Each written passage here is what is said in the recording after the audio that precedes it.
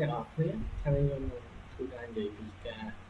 combine file compare file និង extract file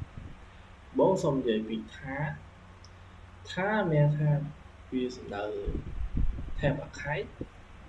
យើងប្រើវាដើម្បី combine file ជាច្រើនឬក៏ directory នៅក្នុង file មួយ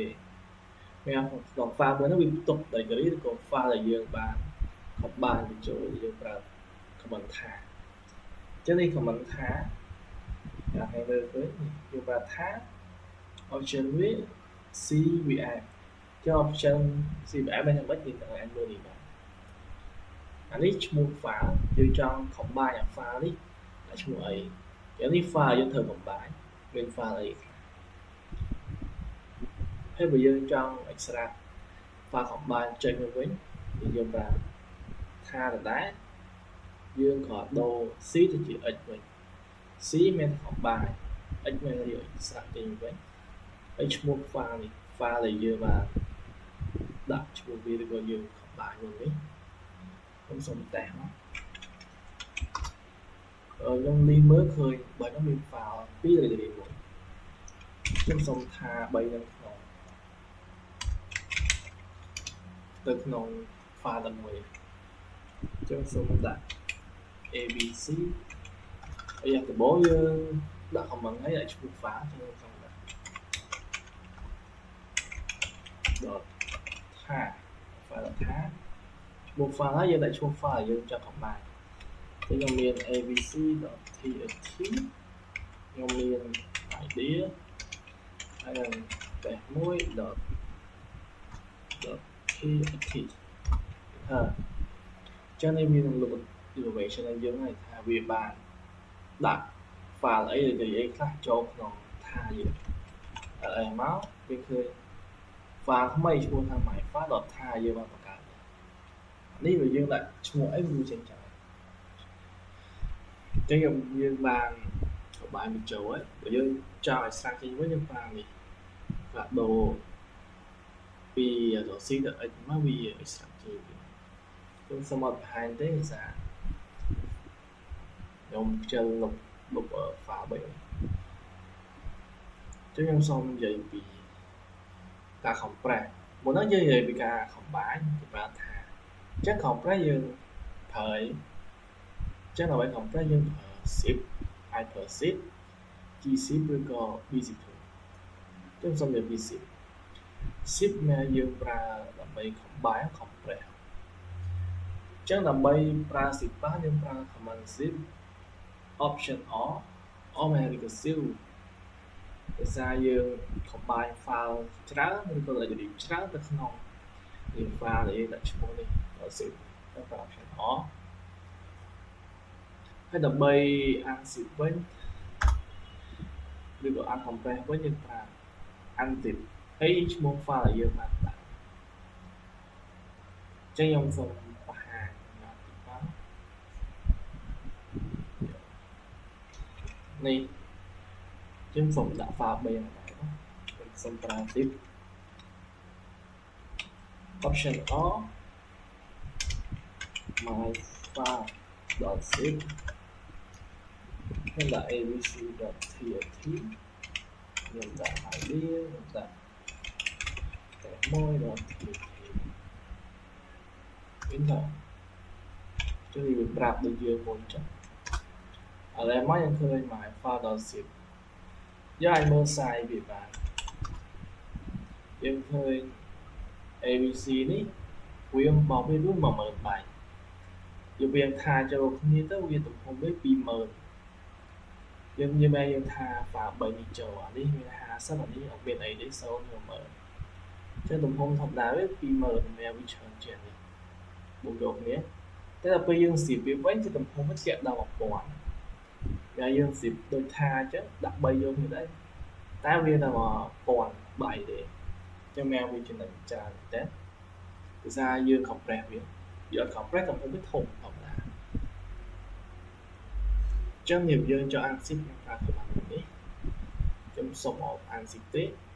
ខ្ញុំសុំប្រយោគបន្ទាប់និយាយពី gzip វិញចឹង gzip វាប្រើដើម្បី compress តែវាខំបានទេតែវាធ្វើការ compress file មួយដូចយើងប្រើលើ file 3នេះវាយើង zip ទៅជាចូលនេះមួយអានេះអត់ទេ gzip នេះមានថាវា zip file នេះមួយ .gzip នេះ .gzip និង .gzip ចឹងសូមបង្ហាញមើលថាហ្នឹងខុសយ៉ាងម៉េចចឹងខ្ញុំប្រើ gzip មកហើយខ្ញុំកំបាញ់3យ៉ាងដូចគ្នា gzip option on abc tat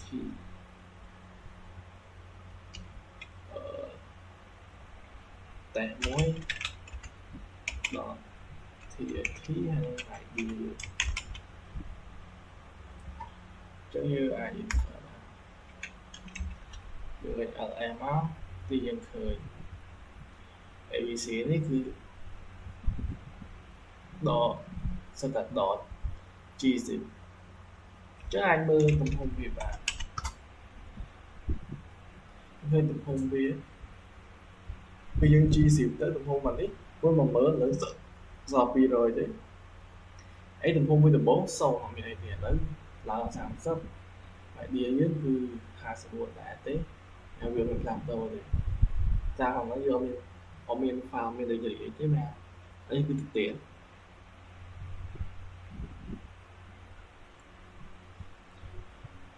ចឹងបើយើងចង់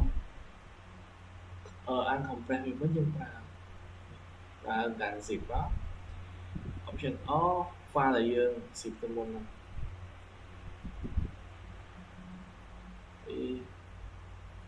ទៅអូនេះគេខ្ញុំកាន់ zip មក option all ខ្ញុំសូមដាក់ abc ចុច shift setting មកហើយនឹងតែមួយប្រហែល ID មិនខ្វល់ថាវាអាដែលវាអីដូរទេគឺវាអត់មានអី uncompress ទេ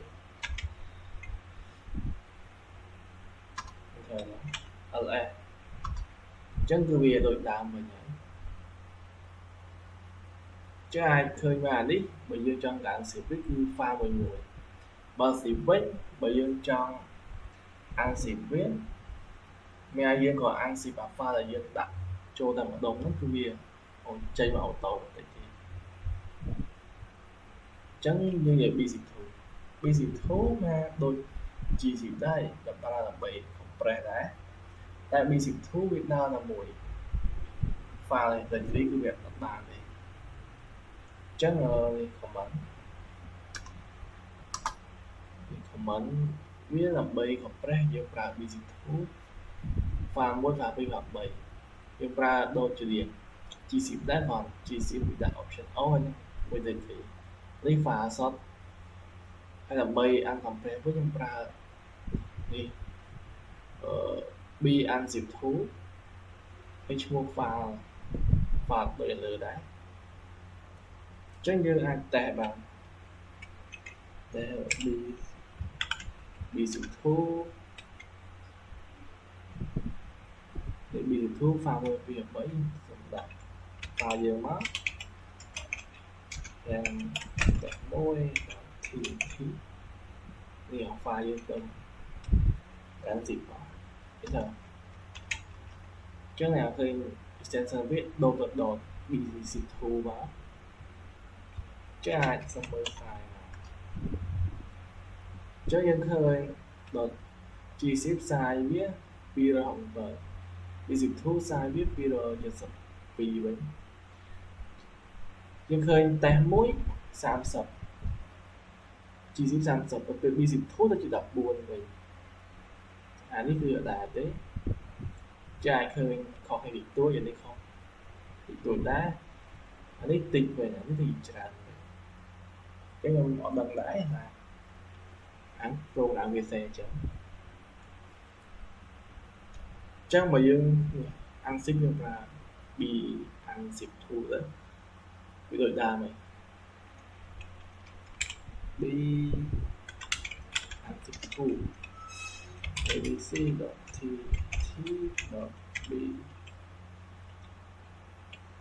bc2 តែមួយenter ចឹងឃើញវាដូចដើមហ្នឹងនេះចឹងបើឥឡូវយើងបានដឹងហើយយើងចង់ compare វាអាចប្រើ zip gc ទៅនឹង bc2 នេះជា comment ដោយសារយើងបានដឹងហើយ gc ទៅនឹង bc2 គឺវា compress វាឲ្យវា compress file មួយវាដូចថា combine តែវាអត់ compress ចឹងឃើញ compress មួយយើងបានឃើញនេះហើយចឹងវា compress abc.bc2 តែវា bc2 វាដាក់ compress មួយបើយើងមាន 1000 file វា compress 1000ដងចឹងយើងឃើញវាយូរមែនតើហើយយើងបាក់មើល file មួយទៀតបើយើងចង់ zip ហើយដាក់ file ចូលគ្នាហើយវា save space ទូចយើងអាចប្រើ command ខំនេះយើងប្រើថាដើម្បី combine ចូលទៅជា file មួយហើយយើង zip file មួយហ្នឹងចឹងយើងឃើញទំហំវាធ្លាក់ចុះចឹងខ្ញុំអត់ទេចឹងយើងមានមុនហ្នឹងយើងមានថាមួយហើយគឺយើងអត់មានយើងបង្កើតថាថ្មីមកចឹងសូមបង្កើតថាថ្មីមើលមកខ្ញុំ clear សិនខ្ញុំឲ្យហ្នឹងហើយខ្ញុំសូមសេថា cvf my file មួយសារ file ហកដៃមានគឺ file មួយគឺ file 2 dot ថាដាក់ abc dot idea តែមួយ dot tk បន្ទាប់មកខ្ញុំទីប្រើ bc2 ដើម្បី zip ថាណា bc2 my file 2 dot ថា enter ហើយមកយើងឃើញ my file 2 dot ថាយើងគឺវា compress ជា dot bc2 ហើយបើយើងអាន compress គឺវាធម្មតាទេគឺចេញមកការធម្មតានេះយើងសរសេរយើងឃើញអានេះសរសេរពីរជួរតែយើងថាវាហើយបានយើងនេះយើង compress វាចុះបើយើងចង់សរសេរ comment តាមជួរនេះយើងប្រើ comment នេះវិញយើងប្រើថាយើងថែម option J មួយទៀត J គឺវាសំដៅលើ bc2 នេះយើង combine យើងចង់ extract វិញយើងប្រើ comment x នេះមកចឹងសូមកែមើលគេថា cvf បដាទេថែម J មួយទៀតមកដើម្បីយើង combine យើង compress ជាមួយនឹង bc2 ខ្ញុំដាក់ឈ្មោះ file dot នេះឲ្យ file មានហ្នឹងចឹងមក file 3 dot ថា dot bc2 ហើយដាក់មក file អីដាក់ file abc dot txt idea ហើយដាក់មួយ dot txt enter តែមកនេះយើងឃើញ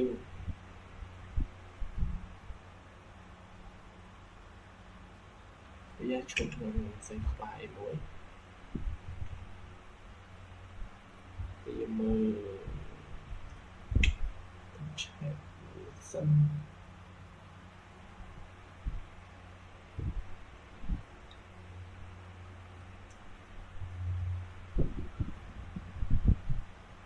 វាខ្ញុំដាក់ច្រាស់ជេវានេះវិញចឹងអត់ដែរមកនេះយើងឃើញ my file 3 dot ថាមានថាយើងដូច my file 2 ចឹងតែយើងសរសេរតាមមួយជួរទេទៅមិនតាមមួយជួរទេមុនហ្នឹងយើងសរសេរពីរជួរអានេះយើងប្រើ bc2 បើយើងចង់ប្រើ G10 យើងប្រើ command ខំថាយើងបដូរអក្សរ V អក្សរ J ជាអក្សរ Z បាទដូរប៉ុណ្្នឹងទេអានេះយើងប្រើដូចថាធម្មតាអញ្ចឹង C ខំបាយ X ខំប្រែ X ស្រាក់អញ្ចឹងទៅអញ្ចឹងវីដេអូនិយាយពីខំបាយនិងខំប្រែ X ស្រាក់គឺមានប៉ុណ្្នឹងទេអញ្ចឹងសូមចប់វីដេអូប៉ុណ្ណឹង